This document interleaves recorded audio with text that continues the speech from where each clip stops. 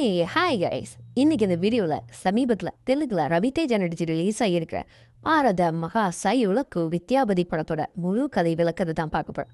வீடியோக்குள்ளே போகிறதுக்கு முன்னாடி நம்ம சேனலுக்கு நீங்கள் இப்போ நான் ஃபஸ்ட் டைம் வந்தீங்கன்னா சப்ஸ்கிரைப் பண்ணிவிட்டு பக்கத்தில் இருக்க பெல் ஐக்கனை கிளிக் பண்ணிக்கோங்க. சரி வாங்க வீடியோக்குள்ளே போகலாம். படத்தோட ஆரம்பத்தில் நம்ம ஹீரோ ராமா சத்யநாராயணவை தான் காட்டுறாங்க. நம்ம சுருக்கமாக ராம் அப்படின்னே கூப்பிடுவோம். ராம் ஹைதராபாத்தில் அவுட் ஹவுஸில் ஒரு திராட்சை தோட்டம் ஒன்று வச்சுருக்காருங்க. அந்த அனார்கலி அப்படின்னு ஒரு புதுவிதமான ஒயினா தயார் பண்ணுறாரு.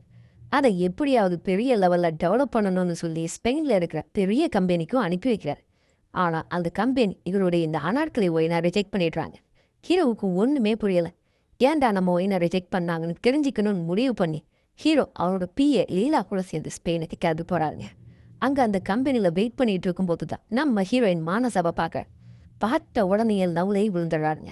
அதுக்கப்புறம் தான் நம்ம பார்க்க வந்த கம்பெனி எம்டிஏ இந்த மானசா தான் ஹீரோவுக்கு தெரிய வருது. ஹீரோவால் மானசா கிட்ட கூட நெருங்க முடியுதுங்க. அது ஏன்னா மானசாவுக்கு பிந்தான்னு ஒரு பிஏ இருக்கான். அவன் பிஏவா இல்லை மானசாவுக்கு பக்தானானே தெரியலங்க. அவன் மானசா மேலே அவ்வளோ கேர் எடுத்துப்பான். அதனால ஹீரோ மானசா கிட்ட நெருங்கணும்னா முதல்ல இவனை பற்றி தெரிஞ்சுக்கணும்னு முடிவு பண்ணுறாரு. ஹீரோ இந்தாவை பற்றி விசாரிக்க ஆரம்பிச்சா அப்போதான் அவன் எவ்வளோ பெரிய கேடினே தெரிய வருதுங்க.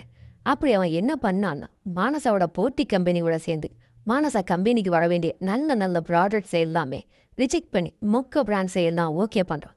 ஹீரோவுக்கு இந்த விஷயம் தெரிய வந்ததுக்கப்புறம் அப்போ தான் அவனுக்கும் தெரியுது ஹீரோவோட அனாக்கரை ஒயினையும் இவன் தான் ரிஜெக்ட் பண்ணியிருக்கான் அப்படின்னு.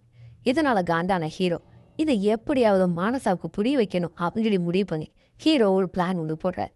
மானசா கம்பெனி ஒயினா மொக்கையாக இருக்குன்னு மானசா முன்னாடியே சொல்ல இதனால் யாரா இவன் மானசா பார்க்க வரும்போது தான் ஹீரோ விந்தா இது வரைக்கும் அவன் மானசாவுக்கு பண்ணுங்க துரோகம் எல்லாத்தையும் ஆதாரத்தோட விந்தாவை போட்டு பிடிச்சிட்டார். இதை கேட்டதுக்கப்புறம் மானசாவுக்கு ஒன்றுமே புரியலைங்க. தனக்கு துரோகம் பண்ண விந்தாவை மானசா கம்பெனியை விட்டு துறக்கி விடுறாங்க. அது மட்டும் இல்லாமல் இதை கண்டுபிடிச்சி சொன்னால் ஹீரோவுக்கு தேங்க்ஸ்ன்னு சொல்கிறாங்க. அப்படியே 2 பேருக்குள்ளேயும் ஒரு பாண்ட் ஒன்று உருவாகுதுங்க. 2 பேரும் ஸ்பெயினில் பயங்கரமாக சுத்த ஆரம்பிக்கிறாங்க.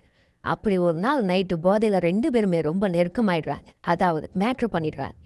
ஆனால் அடுத்த நாள் காலையில் ஹீரோவுக்கு பயம் வந்துடுதுங்க. ஆனால் மானசா இதெல்லாம் பெருசாக எடுத்துக்காத, இது இங்கே சகஜன்னு சொல்கிறான். ஆனால் இங்கே தாங்க ஒரு ட்விஸ்டே வைக்கிறாங்க.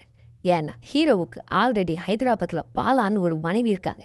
பாலா எப்படிப்பட்ட டைப்புனா ஹீரோ மேலே அவ்வளோ நம்பிக்கை வச்சிருக்க ஒரு பொசிசிவ் மனைவி. அப்படிப்பட்ட மனைவிக்கு துரோகம் பண்ணிட்டோம்னு யோசிக்க ஆரம்பிக்கிறாரு நம்ம ஹீரோ. அதனால் ஹீரோ மானசா கிட்ட எந்த விஷயத்தையும் சொல்லாமல் ஹைதராபாத் கிளம்பி வந்துடுவார்.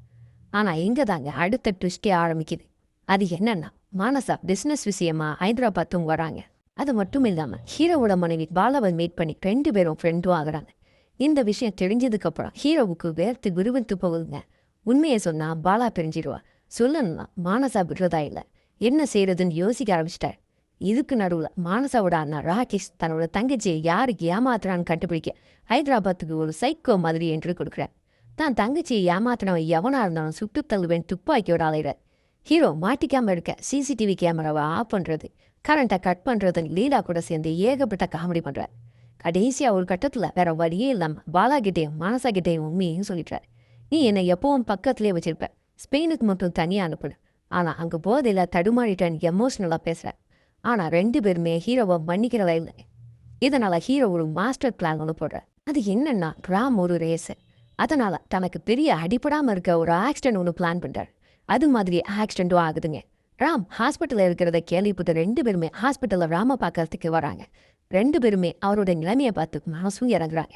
மானசா கடைசியில் நீங்கள் 2 பேரும் சந்தோஷமா இருங்கன்னு கிளம்பிடுறார். மானசா போனதுக்கப்புறம் ஹீரோ அப்படியே ஆடியன்ஸை பார்த்து ஒரு விஷயத்த சொல்ல ஆரம்பிக்கிறார். அதாவது ஒவ்வொரு மனுஷனுக்குள்ளேயும் 2 வாய்ஸ் கேட்கும். ஒன்று தப்பு பண்ணாதன்னு சொல்லும், இன்னொன்று என்ஜாய் பண்ணுன்னு சொல்லும். அந்த 2வது வாய்ஸை கேட்டிங்கன்னா என் நிலமை தான் உங்களுக்கு வரும்னு கேமராவை பார்த்து சொல்கிறதோட இந்த படத்தை இங்கே முடிக்கிறாங்க. எப்படி இருந்துச்சு என்னுடைய விளக்கம்? பிடிச்சா லைக் பண்ணுங்கள், நம்ம சேனலை சப்ஸ்கிரைப் பண்ணிவிட்டு பக்கத்தில் இருக்க பெல் ஐக்கானை கிளிக் பண்ணிக்கோங்க. அடுத்து ஒரு சூப்பரான வீடியோவில் உங்களை சந்திக்கிறேன். Tata, bye by.